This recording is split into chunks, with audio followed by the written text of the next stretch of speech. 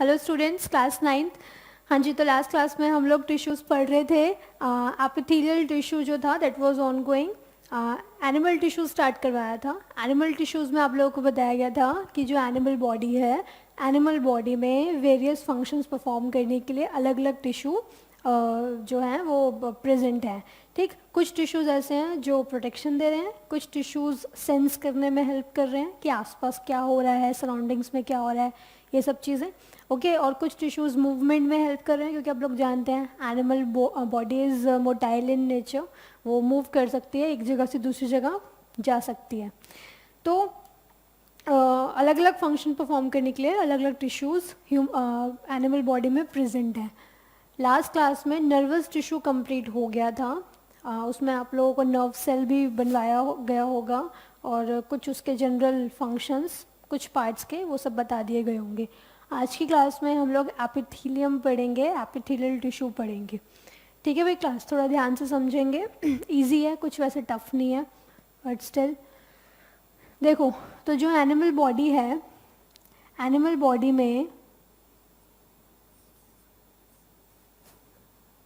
आसपास क्या हो रहा है, ठीक है, या जो सेंस करने का पूरा प्रोसेस है, वो सब काम करने के लिए नर्वस टिश्यू है, जो ये बताता है कि आपके सराउंडिंग्स में क्या घटनाएं घट रही हैं, क्या हो रहा है। जैसे आप लोग मुझे सुन पा रहे हो, समझ पा रहे हो, है ना, फिर लिखोगे, ये जितना भी जो सेंस करने वाला काम है, फिर रिस्पॉन्स देना, तो ये सब काम करने के लिए नर्वस टिश्यू प्रेजेंट है। Nervous tissue was not present in plant body. Okay, तो ये सब चीज़ें हमने नर्वस टिश्यू में देखी थी। ऐसे ही एनिमल बॉडी में प्रोटेक्शन भी चाहिए होती है, ठीक है, जिससे अंदर का जो इन्वायरमेंट है, अंदर का इन्वायरमेंट मतलब आप लोग जानते हो हमारी बॉडी में ब्लड फ्लोट कर रहा है वेसल्स में, है ना, और टिश्यूज़ भी प्रेजेंट हैं और बॉडी ऑर्गन्स भी प्रेजेंट हैं। अगर एक आउटर मोस्ट कवरिंग नहीं हो तो ये चीज़ें काफ़ी हद तक कांटेक्ट में आ जाएंगी, ठीक है, मतलब डायरेक्टली और इनडायरेक्टली कांटेक्ट में आ जाएगी इन्वायरमेंट के, तो वो और डैमेजिंग होगा। तो इसीलिए एक आउटर मोस्ट कवरिंग हमारी बॉडी में ऑलरेडी प्रेजेंट है या एनिमल बॉडी में प्रेजेंट है प्रोटेक्शन पर्पस के लिए। तो वही प्रोटेक्शन देने का काम कौन करता है? एपिथेलियम।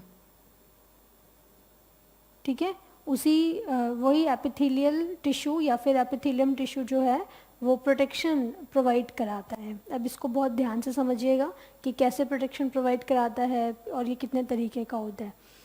देखो भाई क्लास, यहाँ पर जो डेफिनेशन आप लोगों को लास्ट क्लास में लिखवाई गई थी वो यही थी कि द टिश्यू दैट कवर्स या लाइंस द एनिमल बॉडी और एनिमल बॉडी पार्ट्स। कवरिंग का मतलब तो क्लियर है, ठीक है, कि ये पूरी बॉडी को कवर करे हुए है।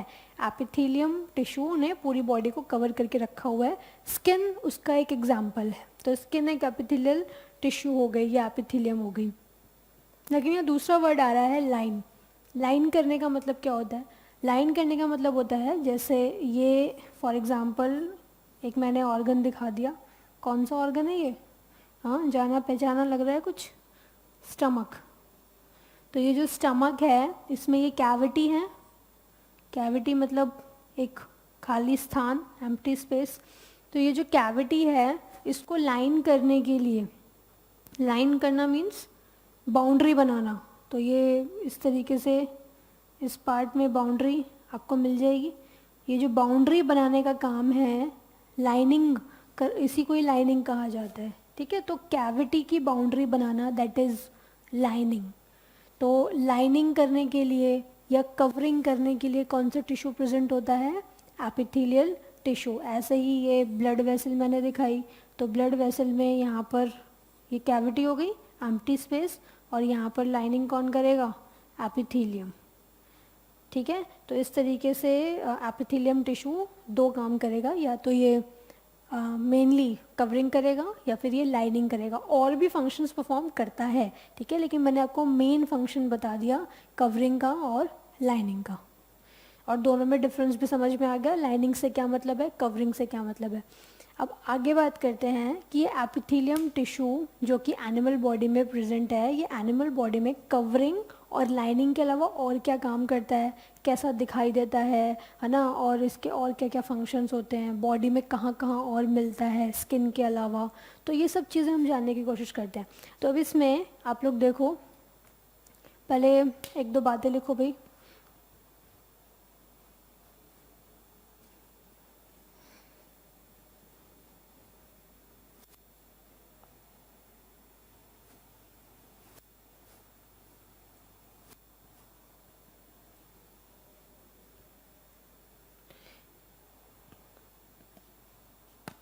इसमें लिखो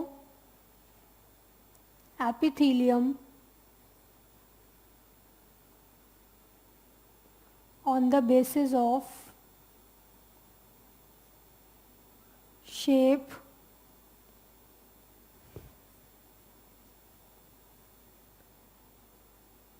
epithelium on the basis of shape is classified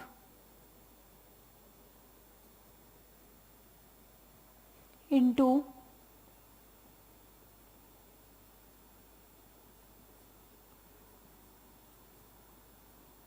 ये लिखो भाई, उसके बाद चार्ट बनाओ। तो शेप्स के बेसिस पे एपिथेलियम या एपिथेलियल सेल 3 तरीके की होती हैं। टिश्यू है तो उसमें सेल होगी, सेल की जैसी शेप होगी वही शेप टिश्यू की भी हो जाएगी। तो एपिथेलियम में यहाँ पहले लिखेंगे squamous epithelium, squamous epithelium, flat या फिर tile like shape. Okay, flat या फिर टाइल लाइक शेप। दूसरा लिखेंगे क्यूबॉइडल और तीसरा लिखेंगे कॉलमनार। क्यूबॉइडल एपिथेलियम, यहाँ लिखेंगे कॉलमनार एपिथेलियम। जहाँ पर आपने क्यूबॉइडल लिखा है इसी के ब्रैकेट में शेप कैसी रहेगी सेल्स की, क्यूब लाइक। क्यूब तो देखा है ना, हाँ मैथ्स तो पढ़ते ही हैं आप लोग। कॉलमनार में कॉलम लाइक, ठीक है। पिलर्स, बेसिकली पिलर्स तो सबने देख रखे हैं, कुछ हद तक वैसे दिखाई देती हैं इसीलिए पिलर लाइक। तो अब यहाँ पर ये लिखिए, उसके बाद फिर इनके फंक्शंस देखते हैं।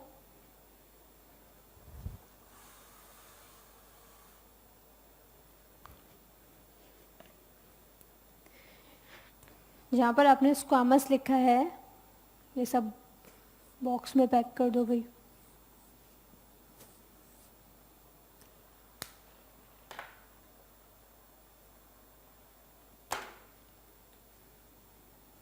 स्क्वामस में फर्दर क्लासिफिकेशन कर लो, simple squamous epithelium and second one is stratified, STRATIFIED, stratified epithelium या स्ट्रैटिफाइड स्क्वामस एपिथेलियम।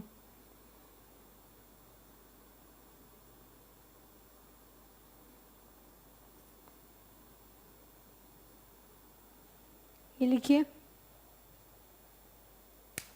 तो हमें ये तो समझ में आ गया एपिथेलियम है क्या, कवरिंग एंड लाइनिंग टिश्यू है, कितने तरीके का दिखाई देता है वो भी हमने जान लिया, स्क्वामस, क्यूबॉइडल, कॉलमनार, ठीक है। उसकी फर्दर क्लासिफिकेशन भी आपको बता दी। इसमें एक क्लासिफिकेशन और आपको पढ़नी होगी, ciliated epithelium, ciliated columnar epithelium.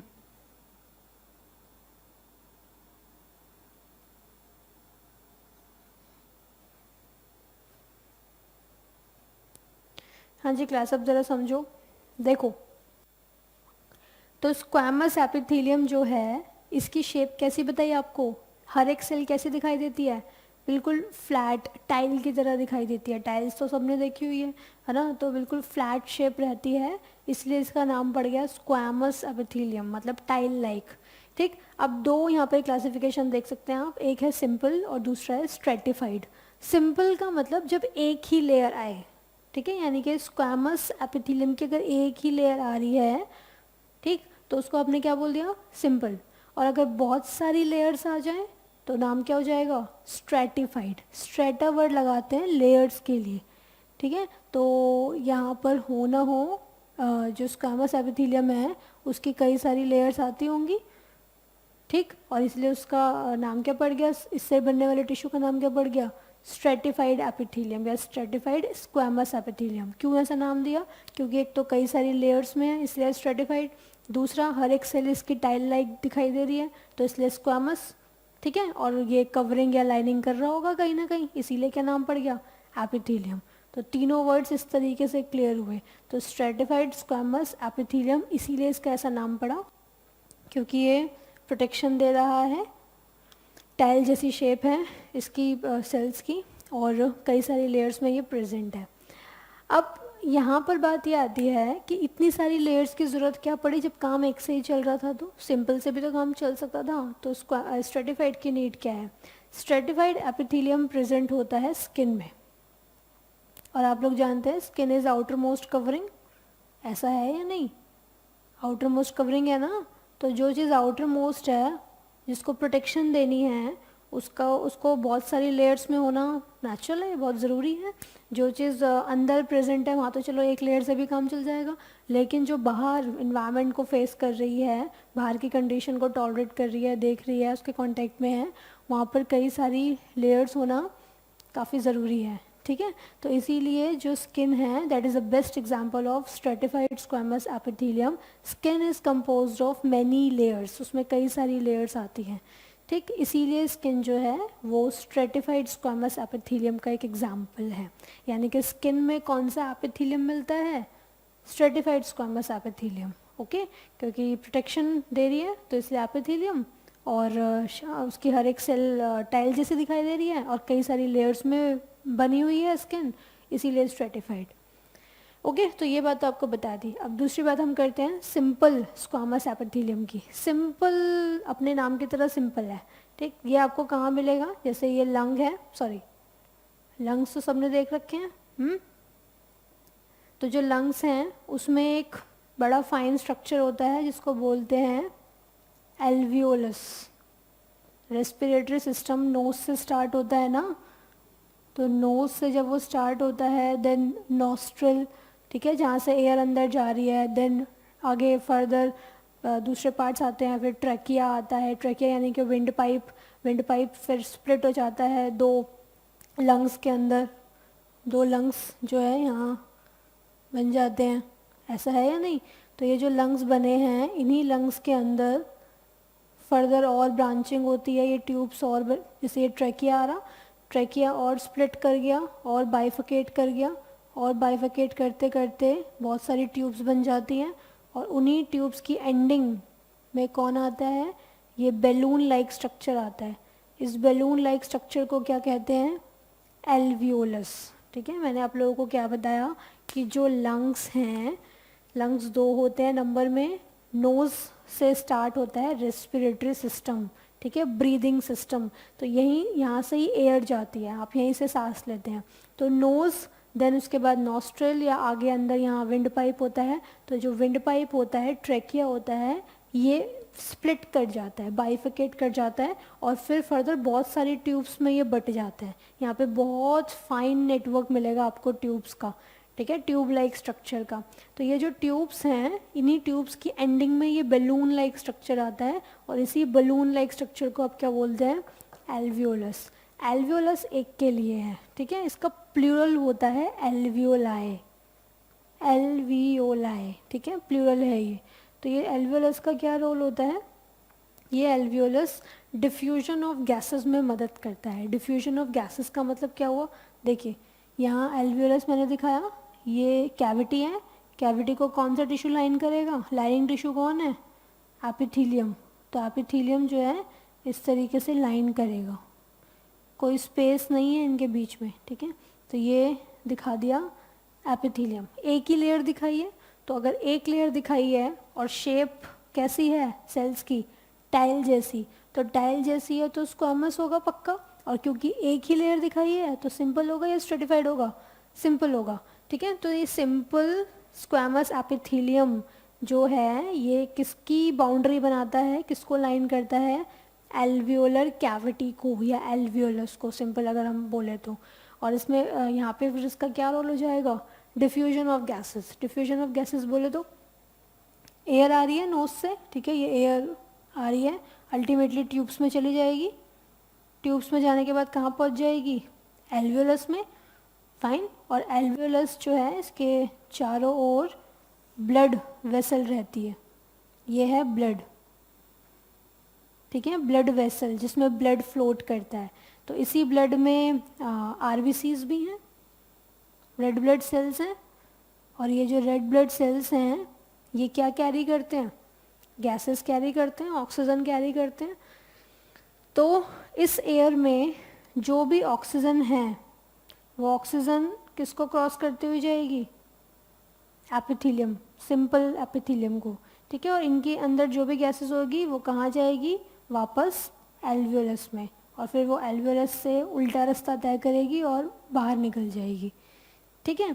तो ऐसा काम चलता है, ये हम रेस्पिरेटरी सिस्टम में डिटेल में देखेंगे, लेकिन मैंने आपको अभी बहुत जनरल और ओवरव्यू के पॉइंट ऑफ व्यू से बताया कि जो एल्वियोलस है, ये एल्वियोलस की जो बाउंड्री है, इसी बाउंड्री को सिंपल स्क्वामस एपिथेलियम बोलते हैं, और ये मेनली डिफ्यूजन का रोल प्ले करती है, डिफ्यूजन में मदद करती है, ठीक है क्लास, इतना समझ में आ गया होगा। इसके अलावा ब्लड वेसल का जो एपिथेलियम होता है उसमें भी यही होता है, तो वो सब अभी आपको लिखवा देंगे, ओके। तो अब आगे बात करते हैं, सिंपल और स्ट्रेटिफाइड तो क्लियर हो गया कि क्या कंसेप्ट है। अब आगे बात करते हैं क्यूबॉइडल एंड कॉलमनार एपिथेलियम, इसको और देखो, एक साथ लिख लेना सारा कुछ। तो क्यूबॉइडल एपिथेलियम जो है इसमें सेल्स की क्या शेप रहती होंगी, क्यूब जैसी शेप दिखाई देती होंगी, इसलिए नाम क्या पड़ा है, क्यूबॉइडल एपिथेलियम। मतलब जैसे ये कोई सेल है सपोज, तो क्यूब सब लोगों ने देख ही रखा है,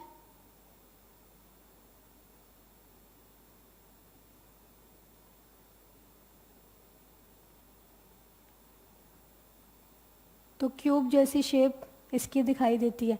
ये एक पार्ट दिखाया है, मतलब एक साइड दिखाई है, मतलब अगर आप इसको देखेंगे तो बिल्कुल ये क्यूब ही होगी 3D में अगर हम देखेंगे। ये तो 2D डायग्राम है, तो उस हिसाब से ये दिखाया गया है।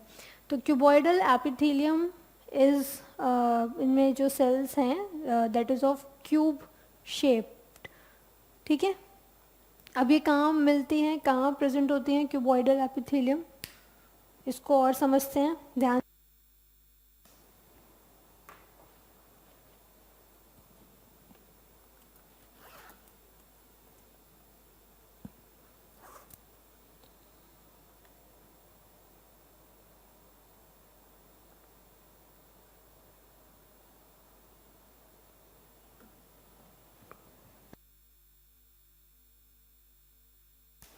हाँ जी क्लास, तो यहाँ पर हम लोग क्यूबॉइडल की बात कर रहे थे, क्यूबॉइडल एपिथेलियम।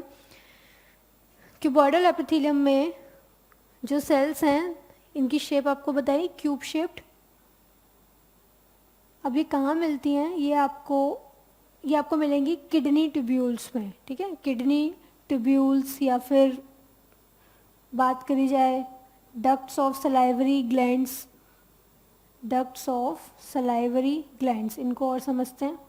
और भी कई जगह मिलती हैं, लेकिन ये मेन जगह होती हैं, तो वो हम इसके बारे में इसलिए डिस्कस किया जाता है। ऐसा बिल्कुल मत समझना बस यहीं होगी और इतनी बड़ी बॉडी है और कहीं मिलेगी ही नहीं।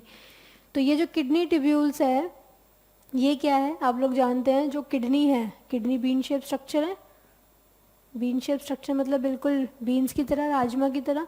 तो ये जो किडनी होती है इसके अंदर एक बड़ी इंपॉर्टेंट सेल होती है नेफ्रॉन, ये भी आप लोगों ने पढ़ा हुआ होगा, ठीक है। अब तो भूल गए होंगे, लेकिन छोटी क्लास यानी कि 7th क्लास में आई थिंक इसके बारे में आप लोगों ने पक्का पढ़ा होगा। तो ये जो नेफ्रॉन है, ये नेफ्रॉन बड़ा इम्पॉर्टेंट यूनिट है। क्यों, किडनी का रोल क्या होता है, किडनी बेसिकली ब्लड को फिल्टर करती है ना, जो भी ब्लड के अंदर, जैसे आप इसको ऐसे समझिए, हमारी बॉडी की जो सेल्स हैं, एनिमल बॉडी की जो सेल्स होती हैं उनमें काफ़ी लार्ज नंबर में रिएक्शंस चलती हैं, बहुत सारी रिएक्शंस चलती हैं। तो इन्हीं रिएक्शंस के दौरान कुछ वेस्ट भी प्रोड्यूस होगा, जैसे किसी फैक्ट्री में कोई काम चलता है तो स्मोक वगैरह जनरेट होता है ना, ठीक है, और भी दूसरे वेस्ट भी जनरेट होते हैं। तो ऐसे ही ये जो सेल्स हैं यहाँ पर वेस्ट जनरेट होगा, कुछ नाइट्रोजनस वेस्ट भी प्रोड्यूस होंगे, तो इन्हीं वेस्ट को कहा जाता है नाइट्रोजनस वेस्ट, अभी कुछ भी मत लिखना, सब समझा अब लिखवाया जाएगा। नाइट्रोजनस वेस्ट मतलब वही नाइट्रोजन काफ़ी मतलब इन वेस्ट या इन मॉलिक्यूल्स में नाइट्रोजन काफ़ी डोमिनेंट होगा, इसलिए नाइट्रोजनस वेस्ट। तो ये नाइट्रोजनस वेस्ट जो होते हैं ये बड़े हार्मफुल होते हैं, ठीक है, इनका बॉडी से निकलना बहुत ज़रूरी है, जैसे स्मोक की तरह ही समझ लो। स्मोक बहुत हार्मफुल है हमारे लंग्स के लिए, रेस्पिरेटरी सिस्टम के लिए। ऐसे ही ये जो भी रिएक्शंस यहाँ चल रही है, एक सेल के अंदर जो भी रिएक्शन चल रही है हमें ज़िंदा रखने के लिए, उन रिएक्शंस के दौरान जो भी नाइट्रोजनस वेस्ट प्रोड्यूस हुआ है वो नाइट्रोजनस वेस्ट बॉडी से निकलना बहुत ज़रूरी है, ठीक है। उसको रिमूव करने का काम ही कौन करता है? किडनी, ठीक है। कैसे करती है? यही नाइट्रोजनस वेस्ट भेज दिया जाता है ब्लड में, और यही ब्लड हो गया इम्प्योर। भाई गंदगी इसमें ऐड हो गई, वेस्ट इसमें ऐड हो गया, तो प्योर तो होगा नहीं है, क्या हो जाएगा? इम्प्योर। अब यही इम्प्योर ब्लड जो है जाता है किडनी के पास, और किडनी को बोलता है कि क्लीन करो, क्लीनिंग वगैरह स्टार्ट करो, और ये जितना भी नाइट्रोजनस वेस्ट है इसको बॉडी से रिमूव आउट करो, ठीक है, इसको क्लियर करो। तो किडनी क्या काम करती है? इस ब्लड को फिल्टर करती है, ठीक है, इसको फिल्टर करने का काम करती है। और यही नाइट्रोजनस वेस्ट जो है फिर वाटर के ज़रिए बाहर निकल जाते हैं in the form of urine, ठीक है, यानी कि liquid waste of the body. तो यूरिन के ज़रिए, यूरिन के अंदर जो भी पानी वाला कंटेंट था उसमें ये नाइट्रोजनस वेस्ट ही प्रेजेंट होते हैं, और ये उसके ज़रिए बाहर निकल जाते हैं, ठीक है, और ब्लड जो है वो फिल्टर हो जाता है।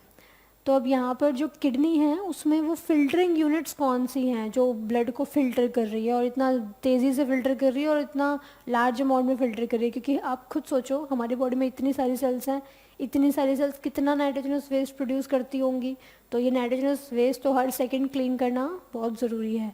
तो इसलिए किडनी के ऊपर बड़ा प्रेशर है, ठीक है, उसको बड़ा इंपॉर्टेंट फंक्शन परफॉर्म करना है, क्योंकि अगर ये नहीं करेगी तो नाइट्रोजनस वेस्ट आपके ब्लड में ही इकट्ठे होने लग जाएंगे, और ब्लड अगर ऐसे इम्प्योर हो गया तो फिर तो लाइफ पॉसिबल नहीं है।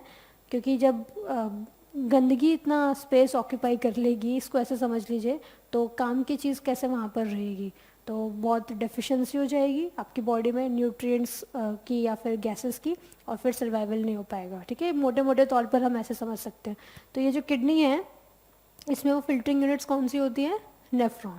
तो नेफ्रॉन का जो स्ट्रक्चर रहता है उसमें कुछ इस तरीके से आपको देखने को मिलेगा।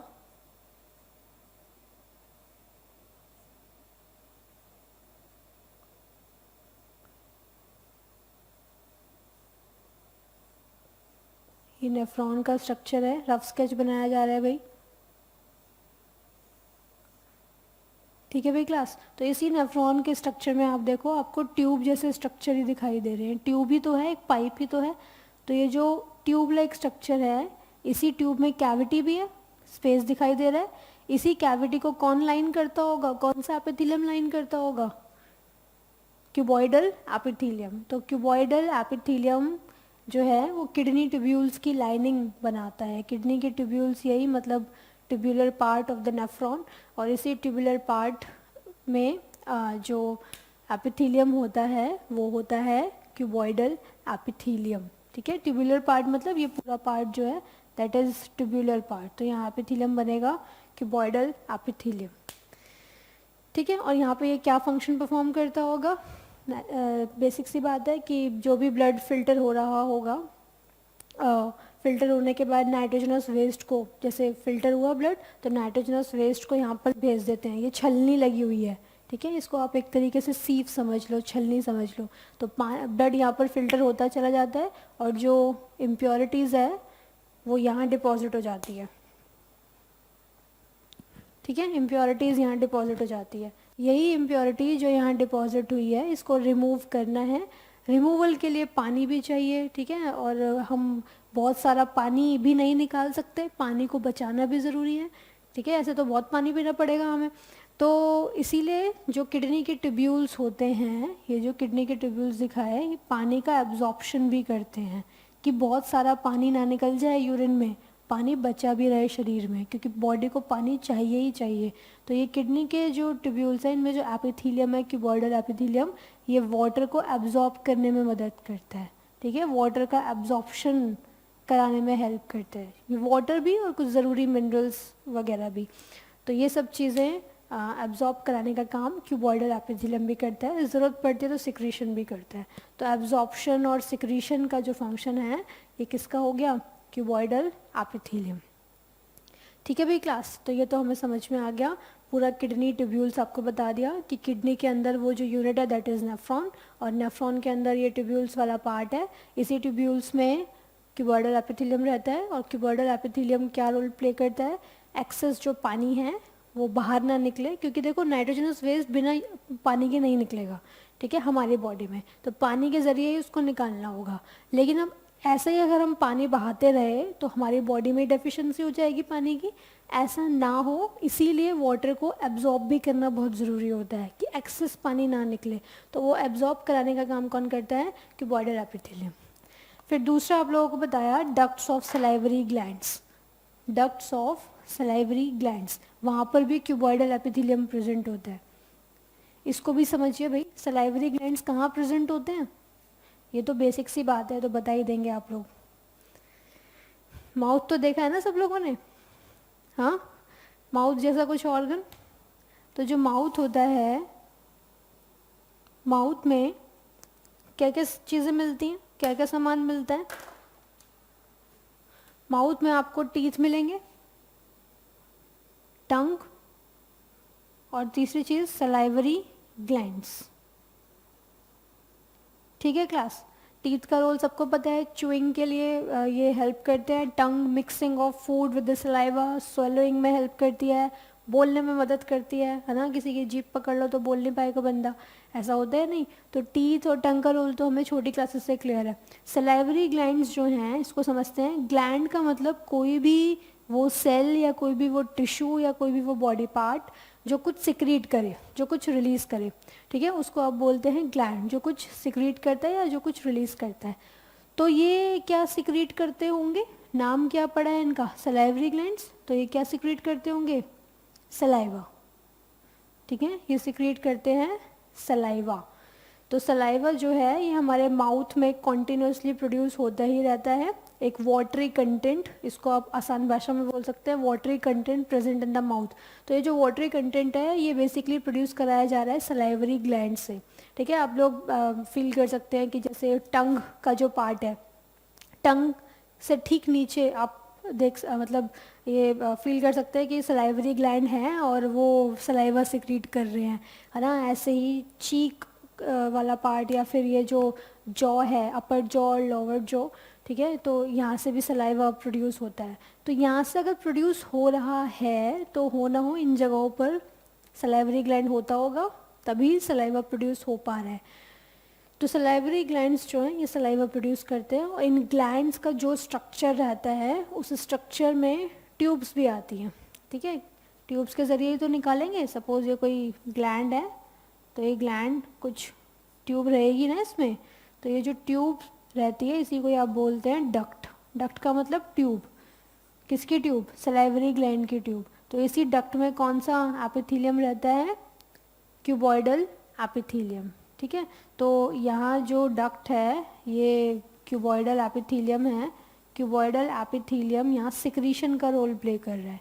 सिक्रीशन का मतलब सिक्रीट यानी कि टू रिलीज, और किसको रिलीज कराने में मदद कर रहा है, सलाइवा को, ठीक है। तो क्यूबॉइडल एपिथेलियम जो है दैट जिसमें सेल्स क्यूब शेप्ड रहती हैं वो दोनों फंक्शंस परफॉर्म करता है। वो एब्जॉर्प्शन भी करता है, किडनी ट्यूब्यूल्स में अभी हमने सीखा, और वो सिक्रीशन भी करता है। सिक्रीशन जैसे कि अभी आपको एग्जांपल दिया डक्ट्स का, सलाइवरी ग्लैंड्स की डक्ट्स का।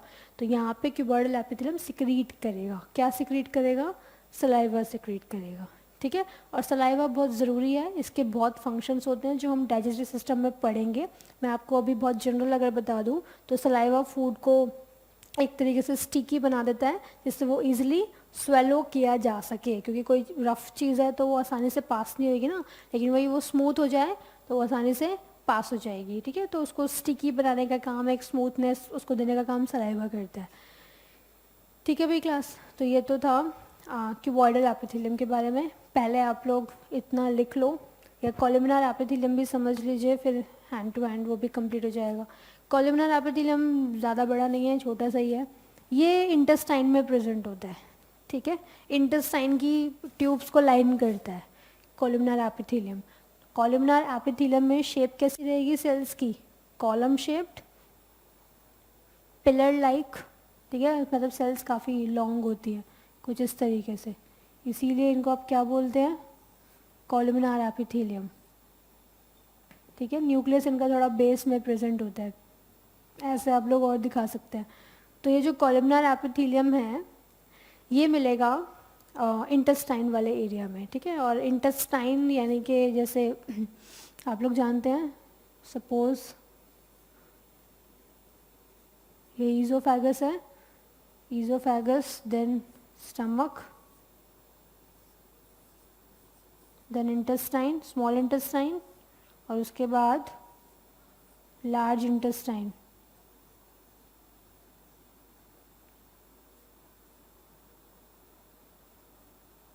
ठीक है। तो ये जो इंटेस्टाइन वाला पार्ट होता है इसमें आप लोगों को कैविटी मिलेगी, एम्प्टी स्पेस मिलेगा, और इसको लाइन करने के लिए कौन है?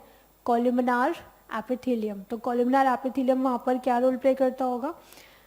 वही सेम फंक्शन जो क्यूबॉइडल का था, एब्जॉर्ब कराना या सिक्रीट कराना, ठीक है। तो जो भी सिक्रीशंस हैं वो भी कॉलमनार एपिथेलियम करता है, और जो मटेरियल एब्जॉर्ब कराना है वो काम भी कॉलमनार एपिथेलियम करता है। इंटेस्टाइन के केस में तो आप लोग जानते हैं ना, फूड डाइजेस्ट हो जाता है। वही जो भी हम खाना खा रहे हैं वो खाना गया ईजोफेगस से स्टमक में, स्टमक में फूड कंप्लीट डाइजेस्ट नहीं होता, फूड कंप्लीटली डाइजेस्ट होता है स्मॉल इंटेस्टाइन वाले पार्ट में। स्मॉल इंटेस्टाइन वाले पार्ट को अलग से दिखा देते हैं, ये जो रेड से दिखाया जा रहा है ये स्मॉल इंटेस्टाइन वाला पार्ट है, ठीक है। ये सेक्शन यहाँ से शुरू हुआ,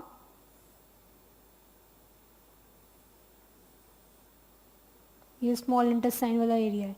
तो स्मॉल इंटेस्टाइन वाला जो एरिया है यहीं पर फूड कंप्लीटली डाइजेस्ट हो जाता है, मतलब अपने फाइन मॉलिक्यूल्स में टूट जाता है। अगर आपने कार्बोहाइड्रेट खाया है तो वो ग्लूकोज में टूट जाएगा, अगर आपने प्रोटीन्स कंज्यूम करे हैं तो वो अमाइनो एसिड्स में, ये तो पढ़ चुके हैं भाई न्यूट्रिशन में, और अगर फैट्स कंज्यूम करे हैं तो फैटी एसिड्स और ग्लिसरॉल में, ठीक है। तो ये सब चीज़ें आप लोगों को न्यूट्रिशन में पढ़ा दी गई थी। डाइजेस्ट होने का मतलब भी यही है कि कॉम्प्लेक्स मॉलिक्यूल्स अपने सिंपलर मॉलिक्यूल्स में कन्वर्ट हो जाए, टूट जाए, तो वो सारा काम यहाँ स्मॉल इंटेस्टाइन में कंप्लीट हो जाता है, ठीक है। तो इसीलिए इन इंटेस्टाइन्स में एब्जॉर्प्शन का काम बड़ा इंपॉर्टेंट है कि ये डाइजेस्टेड फूड को एब्जॉर्ब करें, और एब्जॉर्ब करने के बाद कहाँ पहुँचा दे? सीधा ब्लड में, फिर ब्लड को जहाँ पहुँचाना होगा, जिस भी सेल को ज़रूरत होगी वो पहुँचा देगा, ठीक है। लेकिन मेनली एब्जॉर्ब कराने का काम यहाँ पर कॉलमनार एपिथेलियम करते हैं। और सिक्रीशन, जो भी जूसेस वगैरह सिक्रीट करने हैं, क्योंकि डाइजेशन कराने के लिए कुछ डाइजेस्टिव जूस भी चाहिए होते हैं, ये सब हम पढ़ेंगे डाइजेस्टिव सिस्टम में, वापस वहाँ पर आएगा, ठीक है। तो यहाँ पर आप सिर्फ अभी इतना समझो कि डाइजेशन कराने के लिए जो भी डाइजेस्टिव जूस सिक्रीट करने होते हैं वो भी कौन सिक्रीट करता है? कॉलमनार एपिथेलियम, ठीक है क्लास। अब ये सब बातें आप लोग लिख लीजिए, फिर इसके बाद बचेगा सिलिएटेड और ग्लैंडुलर, वो डिस्कस करते हैं। पहले आप वन बाय वन ये कंप्लीट करो, लिखो। ये चार्ट बन गया होगा सब लोगों का। इसमें सबसे पहले कैपिटल ए करके डेफिनेशन तो क्या लिखेंगे इसकी, सेल्स की शेप आप लोगों को लिखवा दी गई है। तो इसमें सबसे पहले कैपिटल ए करके लिखो, simple squamous epithelium, simple squamous epithelium.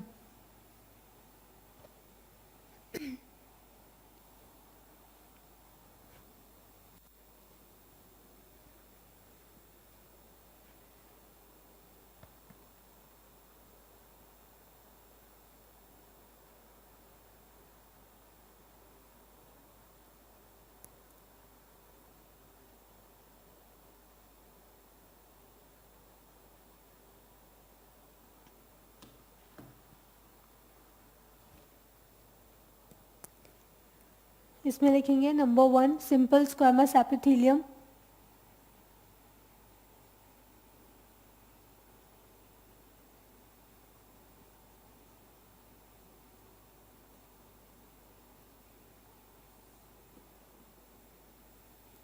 यहाँ पर लिखो single layer of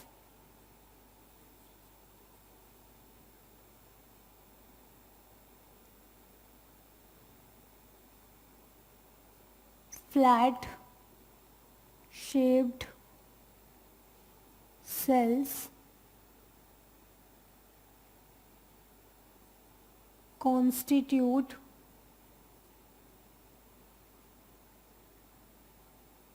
simple squamous epithelium। पूरा लिखना आप लोग। इसमें सिंगल लेयर को अंडरलाइन करेंगे, फ्लैट शेप सेल को अंडरलाइन करेंगे। यहाँ लिख लो लोकेशन, कहाँ मिलता है ये बॉडी में, फाउंड इन नंबर 1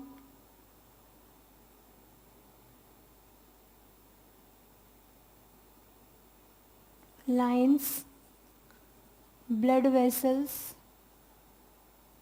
वेसल्स को लाइन करता है, और दूसरा और क्या बताया था, लाइन्स एल्वियोलर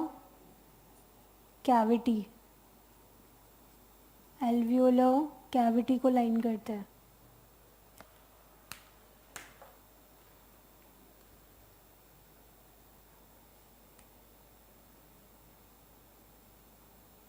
और दोनों का रोल क्या है, ये ऐसे लिख लो। So role of simple squamous epithelium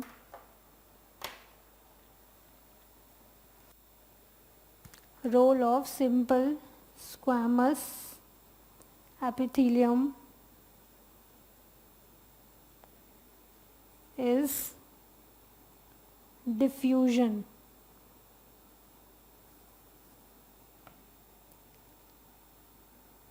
That is exchange of gases in case of alveoli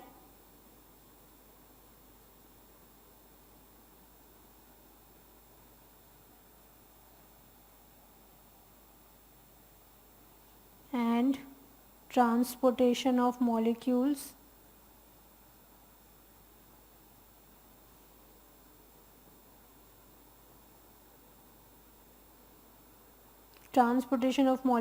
across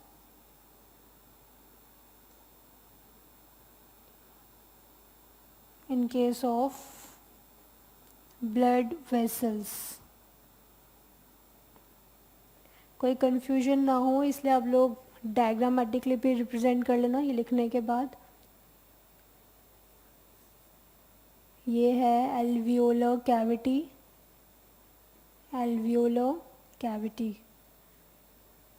ठीक। और यहाँ पर आप लोग इस तरीके से एपिथेलियम दिखा दो,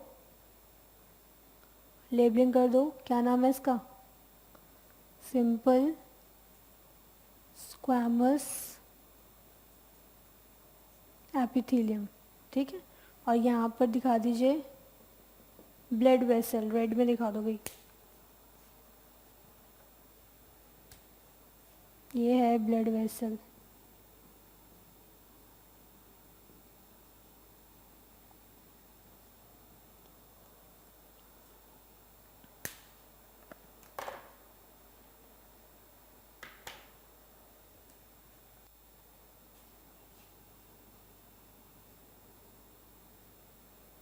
बनाइए डायग्राम।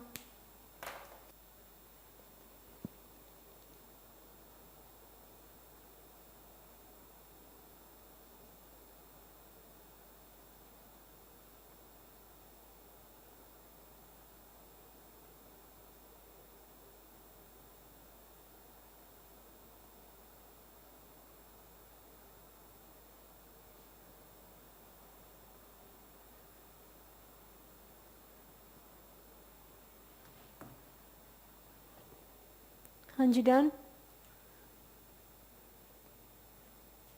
ये आपने लोकेशन लिखी, लाइंस ब्लड वेसल्स और एल्वियोलर कैविटी।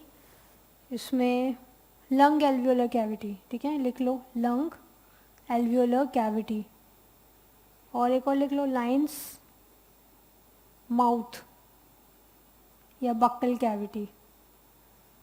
जो माउथ है, ठीक है, ये माउथ है ना, तो इसको भी ये लाइन करता है, या ये आप रहने दीजिए, ये मैं आपको आगे लिखवा दूंगी, ठीक है, बस दो ही रहने दो इसके अंदर, ब्लड वेसल्स और ये एल्वियोलर कैविटी। ओके क्लास, आगे लिखो number second B, capital B, stratified squamous epithelium. Stratified squamous epithelium, इसमें स्ट्रेटिफाइड स्क्वैमस एपिथेलियम में लिखेंगे multiple layers of flat shaped cells constitute stratified squamous epithelium. Location skin, composed of many layers,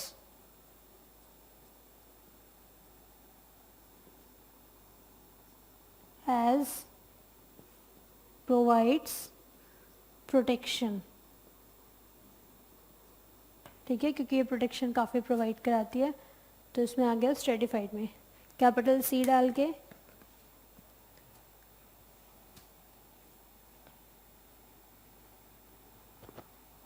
cuboidal epithelium,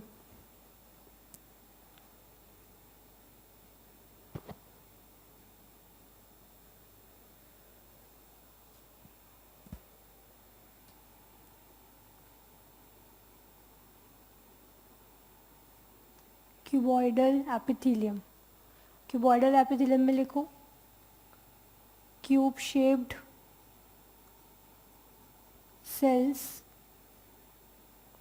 form cuboidal epithelium.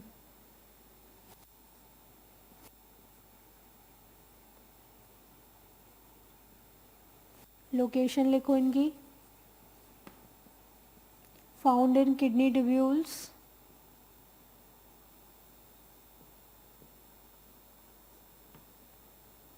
या found in lining of kidney tubules. दूसरा ducts of salivary glands, तो kidney tubules में क्या role play करता है, role in absorption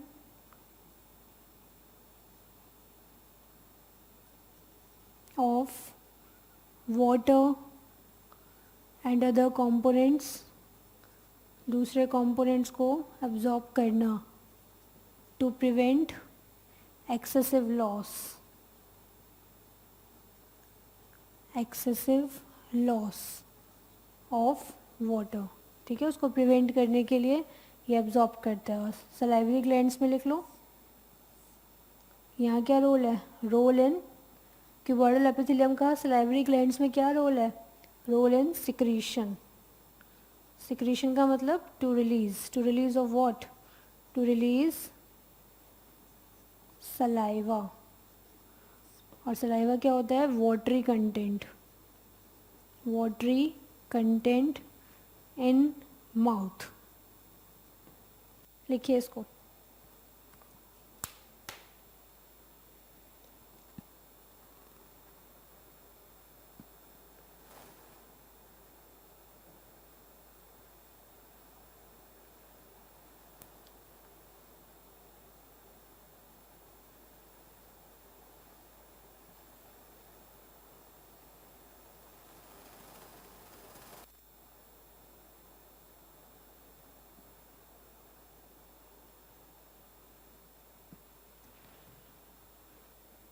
हाँ जी class completed. अब capital D,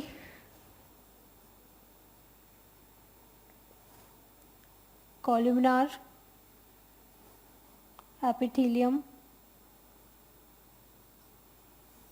इसमें लिखेंगे column shaped cells, column shaped cells form columnar epithelium. Column shaped cells form columnar epithelium.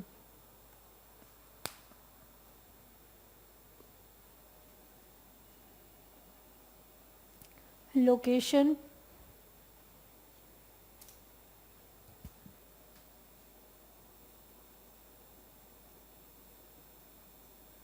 Location लिख लो columnar epithelium,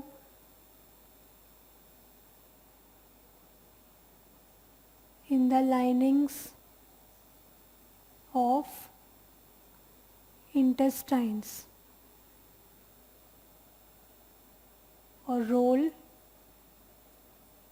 in absorption of digested food and secretion of various juices.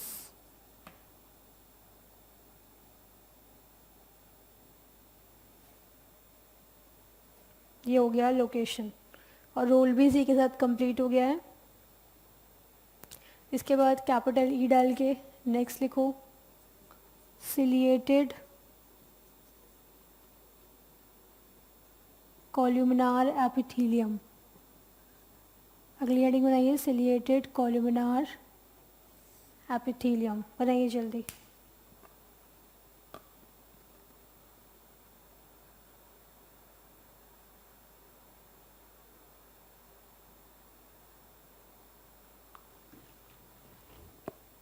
Done. इसमें देखिए भाई class, ciliated columnar epithelium में क्या है, दो एपिथेलियम्स रह गए हैं, एक तो सिलिएटेड और दूसरा ग्लैंड्यूलर। ठीक है, ग्लैंड वैसे तो समझ में आ ही गया है, बस थोड़ा और ये बताना है, कंप्लीट ही है एक तरीके से।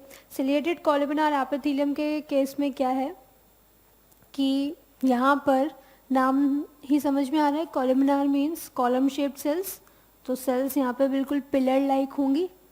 जहाँ पर आपने कॉलमनर एपिथेलियम लिखा है वहाँ लिख लेना पिलर लाइक सेल्स। ठीक है, PILLAR, pillar like sales.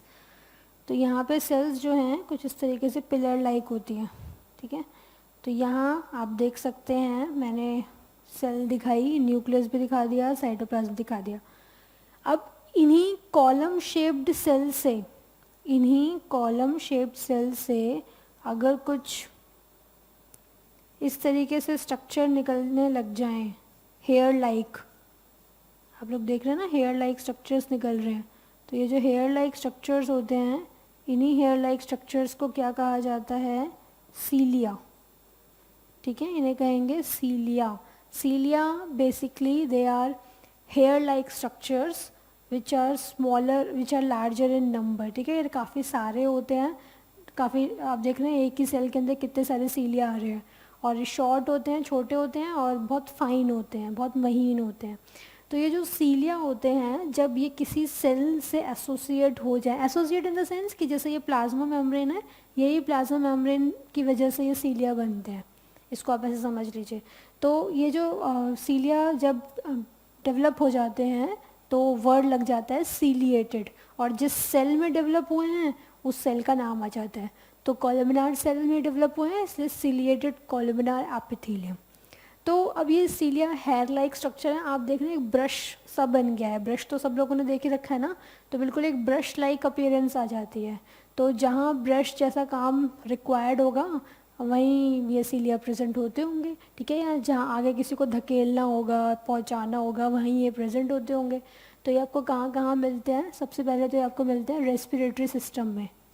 Respiratory system में भी कहाँ, आप लोग देख लीजिए, जैसे ये नेज़ल कैविटी है, नेज़ल कैविटी यानी कि जो नोज़ है, नोज़ वाला पार्ट में ये जो दो नॉस्ट्रल्स हैं जहाँ से एयर अंदर जा रही है, इसी नॉस्ट्रल्स का जो रास्ता जा रहा है नेज़ल पैसेज है ना, तो ये जो नेज़ल पैसेज है उसके अंदर और जो पाइप्स जा रहे हैं, जैसे लेनिक्स है, फेनिक्स है, और ये ट्रैकिया है, ठीक है, सॉरी, तो ट्रैकिया वगैरह है। तो ये जो अपर रेस्पिरेटरी सिस्टम वाला पार्ट होता है, इसमें सिलिएटेड कॉलमनार एपिथेलियम लगे होते हैं, ताकि जो डस्ट पार्टिकल्स हैं, है ना, या कोई माइक्रोब्स हैं या कुछ भी इस तरीके से फाइन पार्टिकल्स हैं, वो बाहर ही रहें, एयर में से उसको बाहर कर देते हैं, ताकि क्लीन एयर, काफ़ी हद तक जो साफ़ एयर है वही हमारे लंग्स में एंटर करे। बात समझ में आ रही है ना आप लोगों को? क्योंकि अगर ऐसे डस्ट वाली एयर सीधा अंदर जाएगी तो डस्ट एक्यूमुलेट होगी, और एक्यूमुलेट होने लग जाएगी तो फंक्शन परफॉर्म करने में लंग्स को दिक्कत आएगी। तो ऐसा ना हो, इसलिए नेचुरली ऐसा सेटअप लगा रखा है हमारी बॉडी में कि ये हेयर क्या करते हैं, ये डस्ट को बिल्कुल बाहर करते हैं और क्लीन एयर को ही अंदर जाने देते हैं, ठीक है। तो जो भी ये नेज़ल वाला पार्ट है या अपर रेस्पिरेटरी सिस्टम वाला पार्ट है, उसमें ये जो भी ट्यूब्स जा रही है, उन ट्यूब्स की जो लाइनिंग रहेगी, उस लाइनिंग में एपिथेलियम रहेगा। कौन सा एपिथेलियम? कॉलमनार। और कॉलमनार से क्या निकल रहे होंगे? सीलिया। बस ये इस तरीके से मूवमेंट करते हैं और डस्ट को बाहर निकालते हैं, ठीक है। और दूसरी चीज़ आप लोग यहाँ पर ध्यान दीजिए कि एक तो रेस्पिरेटरी सिस्टम में ये क्लीनिंग का काम करते हैं एयर का, और दूसरा ये प्रेजेंट होते हैं फैलोपियन ट्यूब्स में। फैलोपियन ट्यूब्स में मीन्स जो फीमेल रिप्रोडक्टिव ट्रैक्ट है, फीमेल रिप्रोडक्टिव सिस्टम है, ये फीमेल रिप्रोडक्टिव सिस्टम है, क्लास 8 में पढ़ा था, रिप्रोडक्शन इन ह्यूमंस में, ठीक है। तो ये जो ओवरी है, ओवरी से यहाँ इस तरफ फैलोपियन ट्यूब प्रेजेंट होती है। तो ये फैलोपियन ट्यूब जो होती है, इसी को ही आप ओविडक्ट भी बोल देते हैं। तो चाहे आप ओविडक्ट कहो, चाहे आप फैलोपियन ट्यूब बोलो, इसी फैलोपियन ट्यूब में आता है ओवम। ये है ओवरी, ओवरी क्या रिलीज कर देगी? ओवम रिलीज कर देगी। Ovum is egg, female gamete, ठीक है। तो ये एग जो है ये आगे की तरफ पुश नहीं हो सकता। क्यों नहीं पुश हो सकता? क्योंकि ये नॉन मोटाइल है, इसके पास फ्लैजिलम नहीं है, टेल नहीं है। जैसे स्पर्म तो एक जगह से दूसरी जगह जा सकते हैं ना, उनके पास ये टेल है, फ्लैजिलम है, तो इसलिए मूव कर सकते हैं। बट ओवम के केस में ऐसा नहीं है, that is non motile in nature. इसीलिए इसको आगे पहुंचाने के लिए यहाँ सिलिएटेड ये कैविटी है, कैविटी को कौन लाइन करता है? एपिथेलियम। और यहाँ कौन सा एपिथेलियम होगा? कॉलमनार एपिथेलियम, ठीक है। तो इसको ऐसे भी समझ सकते हैं। और फिर ये जो सीलिया होगा, ये उसको आगे पुश करता हुआ कहाँ पहुँचा देगा? ओविडक्ट में आगे की तरफ फॉरवर्ड कर देगा, और इसी जगह पर फर्टिलाइजेशन होता है, ठीक है। यही वो जगह होती है जहाँ फर्टिलाइजेशन होता है, इसीलिए ओवम का आगे पुश होना ज़रूरी है, ठीक है। तो वो पुश करने का काम सीलिया ही करता है। तो सीलिया जिस भी एपिथेलियम से एसोसिएट हो जाएगी, सिलिएटेड वर्ड उसके साथ ऐड हो जाएगा। और सीलिया आपको बता ही दिया, ये hair like structure basically plasma membrane से ही डेवलप हुए हैं। ओके क्लास, अब आप ये और लिख लीजिए, ciliated columnar epithelium.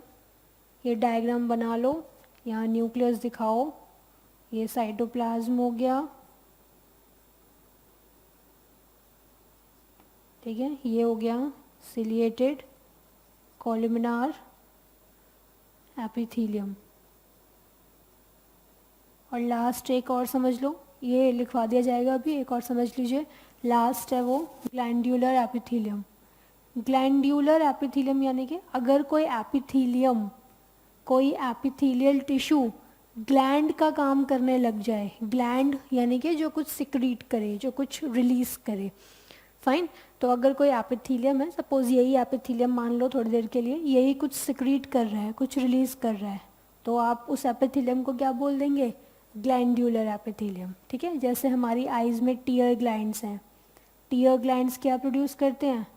Tier produce करते हैं, ठीक है। रोते हैं तो टीयर्स निकलते हैं ना, हाँ, या ऐसा है निकलते ही नहीं। टीयर ग्लैंड्स जो है वो टीयर प्रोड्यूस करेंगे। इसके अलावा आप जैसे सलाइवरी ग्लैंड्स हो गए, स्वेट ग्लैंड्स हो गए, तो ये सब जो ग्लैंड्स हैं, स्वेट ग्लैंड स्वेट प्रोड्यूस करते हैं। तो जब भी कोई एपिथेलियम ग्लैंड का रोल प्ले करने लग जाए, कुछ सिक्रीट करने लग जाए, तो उसको आप क्या बोल देंगे? Glandular epithelium. ओके क्लास, तो ये सब चीज़ें और नोट डाउन कर लेते हैं। पहले आप लोग डायग्राम बना लो सिलिएटेड कॉलमनार एपिथेलियम का, फिर इसकी डिस्क्रिप्शन लिखते हैं।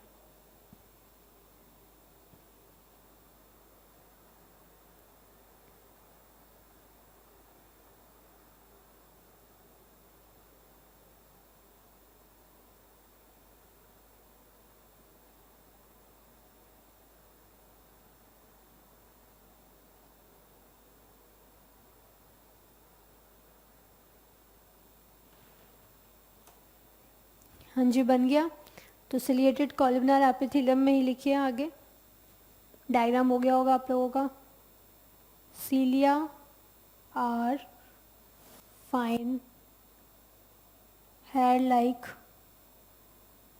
outgrowths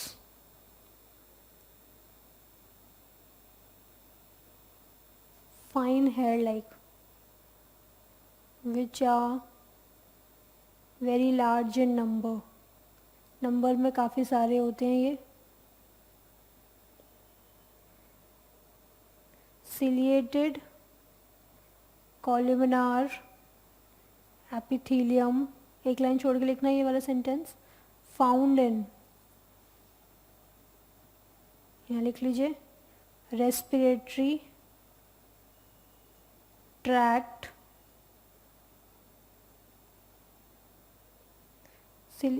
respiratory tract to clean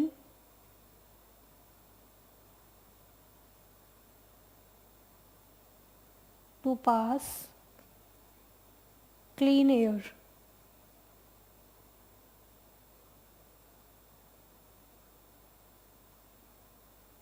That is removes dust particles. That is remove dust particles. ठीक है, उसको ये फिल्टर आउट कर देता है ताकि क्लीन एयर जाए। सिलिएटेड कॉलमनार एपिथेलियम, और लास्ट लिखो glandular epithelium, glandular epithelium. Respiratory tract को यहाँ अंडरलाइन कर देना। ग्लैंड्यूलर एपिथेलियम में लिखेंगे when epithelium is specialized, specialise मतलब वही टू कमिट, डिफ्रेंशिएशन में आप लोगों को बताया गया था। when epithelium is specialized to perform the role of gland, gland का मतलब लिख लेना विच सिक्रीट समथिंग, ग्लैंड का मतलब जो कुछ सिक्रीट करे, विच सिक्रीट्स समथिंग।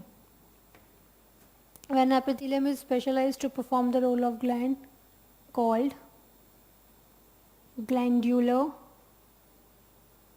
epithelium, ठीक है, इसे कहेंगे ग्लैंड्यूलर एपिथेलियम। फॉर एग्जाम्पल लिख लीजिए भाई, स्वेट ग्लैंड्स सिक्रीट स्वेट, ऐसे ही tear glands secrete tears etcetera. ठीक है, लिखिए, इसको कंप्लीट करिए।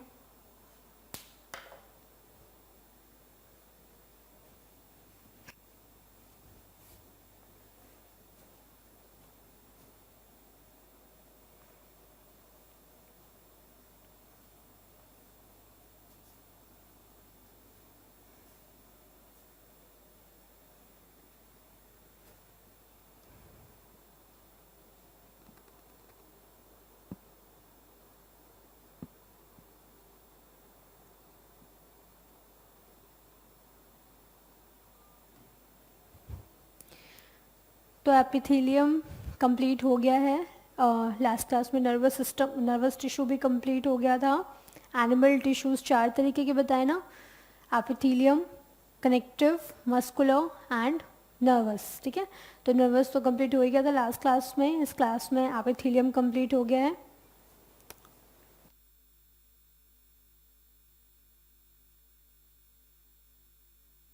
ठीक, हाँ जी। तो अब जो नेक्स्ट टिश्यू हम लोग स्टार्ट करेंगे वो है कनेक्टिव टिश्यू। तो आप लोग नेक्स्ट हेडिंग बनाइए,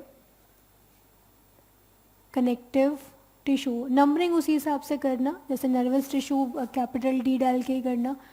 कनेक्टिव टिश्यू, तो इसका इंट्रोडक्शन देख लेते हैं पहले, कैसा है, क्या है कनेक्टिव टिश्यू, क्या काम करता है। देखिए भाई क्लास, तो कनेक्टिव टिश्यू नाम से समझ में आ रहा है, ये कनेक्ट करने का काम कहीं ना कहीं करता होगा various parts of the body. हमारे बॉडी में बहुत सारे पार्ट्स हैं, तो उनको आपस में कनेक्ट करना, ठीक है, या सपोर्ट प्रोवाइड कराना, या जो ऑर्गन्स हैं, वेरियस ऑर्गन्स है ना, तो आप लोग जैसे सपोज ये कोई ऑर्गन है, ठीक है, फिर यहाँ कोई ऑर्गन है, फिर यहाँ कुछ ऑर्गन है, तो इन ऑर्गन्स के बीच में कुछ गैप तो रहता ही है, तो ये गैप को फिल करना, ठीक है, जिससे ये अपनी जगह पर बने रहें, डिसबैलेंस ना हो, ठीक है। तो ये सब काम जो है कनेक्टिव टिश्यू के रहते हैं। तो कनेक्टिव टिश्यू सपोर्ट भी देता है, गैप्स को फिल भी करता है, कनेक्ट भी करता है ना, तो ये सारे फंक्शंस कनेक्टिव टिश्यू परफॉर्म करते हैं। इसके अलावा अब बात करी जाए कनेक्टिव टिश्यू में, तो इसका एक बेसिक स्ट्रक्चर है, ठीक।